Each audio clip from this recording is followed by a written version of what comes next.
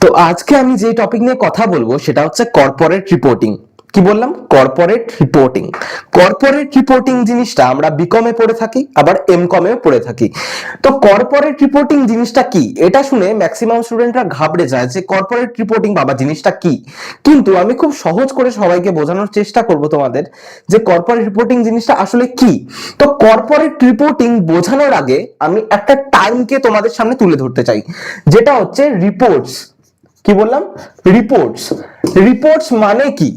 Reports মানে হচ্ছে document. কি বললাম? Document. Report is a documentation that is prepared to communicate with the users. কি বললাম? reports are the documents that is actually prepared to communicate with the users।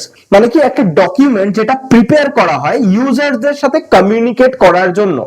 কথাটা শুনে জটিল মনে হলেও আমি খুব সোজা একটা এক্সাম্পল দিয়ে তোমাদেরকে বোঝানোর চেষ্টা করছি। দেখো, সাপোজ তুমি একটা জিনিস চিন্তা করো, একটা এক্সাম্পল আমি তোমাদেরকে দিচ্ছি। সাপোজ তোমাদের শরীর খারাপ করলো, তোমরা কি করলে? ডাক্তারের কাছে গেলে। ডাক্তার তোমাদেরকে কিছু ইনভেস্টিগেশনস লিখে দিল, কিছু টেস্টস লিখে দিল। সেই টেস্টগুলো তুমি কোনো প্যাথোলজিক্যাল ল্যাবরেটরিতে গিয়ে টেস্টগুলো করালে। তো যেই প্যাথোলজিস্টরা আছে তারা কি করবে? তারা তোমার যে স্যাম্পলস গুলো তুমি দিয়ে এসছো সেগুলো ইনভেস্টিগেট করবে, সেখান থেকে একটা রিপোর্ট বানাবে। কি বানাবে? একটা রিপোর্ট বানাবে। ওই রিপোর্টটা কি লেখা থাকবে? ওই রিপোর্টটা আসলে একটা ডকুমেন্ট যেটা ইনভেস্টিগেট করা হয়েছে। তোমার যে ব্লাড স্যাম্পলস বলো বা তোমার যেই ইনভেস্টিগেশনস অ্যাকচুয়ালি ডক্টর দিয়েছে, সেই ইনভেস্টিগেশন গুলো করার পর একটা রিপোর্ট প্রিপেয়ার করা হয়েছে তোমার বডির ব্যাপারে তথ্য জানার জন্য, তাই তো? সেই রিপোর্টটা তুমি কাকে দিচ্ছ?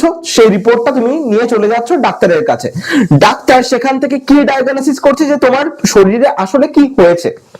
This is the scenario actually. ঠিক আছে, সেম জিনিসটা বিজনেসের ক্ষেত্রেও হয়। কি বললাম? ঠিক সেম জিনিসটা বিজনেসের ক্ষেত্রেও হয়।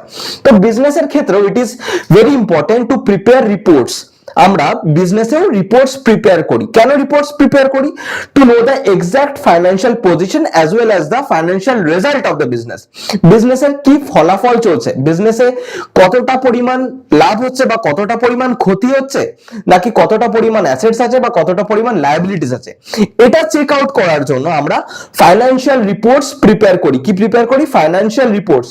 কর্পোরেট রিপোর্টস কে ফাইন্যান্সিয়াল রিপোর্টসও বলা যেতে পারে। তো কি বললাম? ফাইন্যান্সিয়াল রিপোর্টস বা corporate reports are the documents that is actually prepared to communicate with the users. ইউজার্সদের সাথে কমিউনিকেট করার জন্য কিছু রিপোর্ট প্রিপেয়ার করা হয়, যেগুলোকে আমরা বলে থাকি কর্পোরেট রিপোর্টস। তো এই পদ্ধতিটাকে, এই রিপোর্ট করার পদ্ধতিটাকে বলা হয় কর্পোরেট রিপোর্টিং। তো কর্পোরেট রিপোর্টস আমরা কিভাবে বানাই? তো কর্পোরেট রিপোর্টস বানানোর জন্য আমাদেরকে স্পেসিফিক্যালি করে একটা জিনিস বানাতে হয়, যেমন কি statements showing the financial result of the business বা statement showing the financial position of the business. Financial result মানে বিজনেসে কতটা পরিমাণ ইনকাম হচ্ছে বা কতটা পরিমাণ এক্সপেন্সেস হচ্ছে, সেটা চেক আউট করার জন্য আমরা কি বানাই? Statement showing the financial result.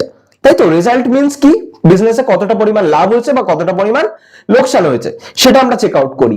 তো এই রিপোর্টস বানানোর জন্য কি বানাবো? একটা statement showing the financial result আর statement showing the financial position.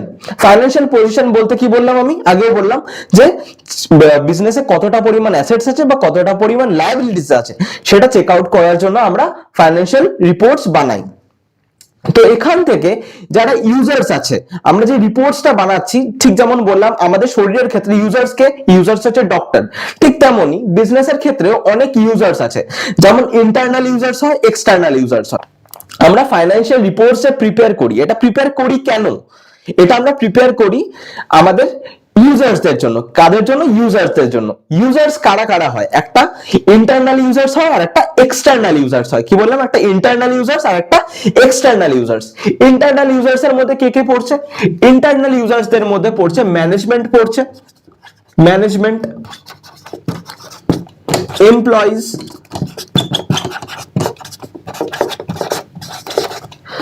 Share holders,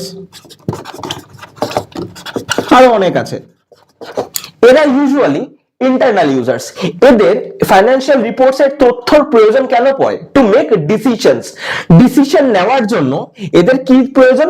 reports প্রয়োজন, যেখান থেকে আমরা বিজনেসের কি হেলথ আছে, বিজনেসের হেলথটা জানতে পারি, বিজনেসের স্বাস্থ্যটা জানতে পারি, বিজনেসের পজিশনটা জানতে পারি। সেই জন্য এদের রিপোর্টস এর প্রয়োজন, ঠিক তেমনি যেমন ইন্টারনাল ইউজার্স আছে ঠিক তেমনি এক্সটার্নাল ইউজার্সও আছে। এগুলো আমি বললাম ইন্টারনাল ইউজার্স। এরপর কি এক্সটার্নাল ইউজার্স। এক্সটার্নাল ইউজার্স কারা? যারা বিজনেসের সাথে রিলেটেড নয় কিন্তু বিজনেসের তথ্যটা, এই এন্টারপ্রাইজের তথ্যটা তাদের প্রয়োজন। যেমন কি কম্পিটিটরস, ইনভেস্টার্স, তারপর কনজিউমার্স, যারা আমাদের বিজনেসের সাথে রিলেটেড নয়, মানে ডাইরেক্টলি ইনভলভ নয়, তবু তাদের আমাদের বিজনেসের রিপোর্টস এর প্রয়োজন আছে। এরা কি? এরা হচ্ছে এক্সটার্নাল ইউজার্স। যেমন ইনভেস্টার্স আছে। ইনভেস্টার্সরা কি করে? নিজেদের টাকাটা ইনভেস্ট করে অন্য একটা কোম্পানিতে।